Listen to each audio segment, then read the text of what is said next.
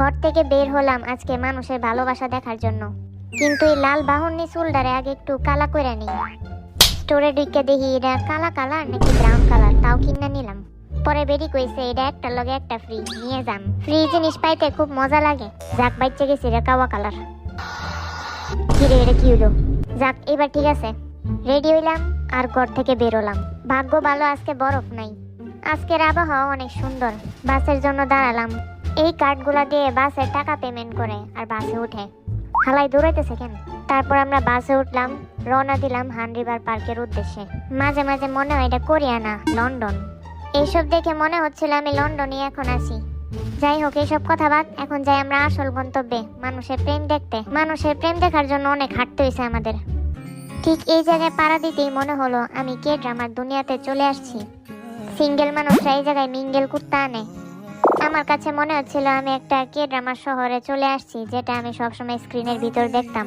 সুন্দর মনোরম একটা পরিবেশ, মনে হচ্ছিল জার্নাল বইয়ের ভিতর আমি।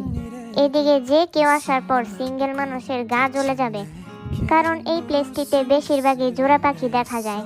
আমি আগে মনে করতাম এইসব ফিল্টার দেয়, ফিল্টার বানায় খয়েরি কালার করে পরিবেশটা, কিন্তু আসলে তা না। এখানে সবকিছুই খয়েরি রঙের। আমার পোশাকও খয়েরি কালার। তাহলে কি এর স্ক্রিপ্ট নাকি? একদমই না। বহুত কে ড্রামা দেখলাম, কে ড্রামা দেখতে দেখতে ক্ষুধা লেগে গেছে। ওই পাশে লেখা সাবওয়ে, কিন্তু আসলে এটা সাবওয়ে না, এটা একটা বড় ধরনের মার্ট। পরে এই জায়গায় একটা চকলেট বিস্কুট আর কেক কিনলাম। পরে আমরা ভাবলাম ওই কাপড়গুলোর সামনে বইয়া খসখস করে খাই। আমার চকলেট জামা কাপড়ের সাথে বিস্কিট আর কেকও মিলে গেছে। পরে দিয়ে এটা বিস্কুট না ব্রাউনি। এত বড় দোকান।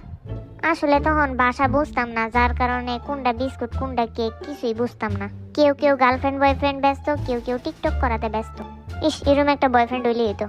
পর আমি বইনটা কইতেছি আমি যদি স্যারটা জায়গায় যেতাম, সেটা লাত্তি মেরা পানি ফালা দিতাম। যাই হোক, আমার পরে বইন কইছে তোর এইসব কিছু কারণেই তোর কপালে বয়ফ্রেন্ড নাই। লাগবো না আমার বয়ফ্রেন্ড, স্বাধীনতা নষ্ট করার ইচ্ছা এই বয়সেই নাই। এখন তো এনজয় করার বয়স। ও ভুলে গেছে আমার তো বয়ফ্রেন্ড আছে। চ্যানেলে সাবস্ক্রাইব করে দাও, তাহলে রিভিল করে দিমু।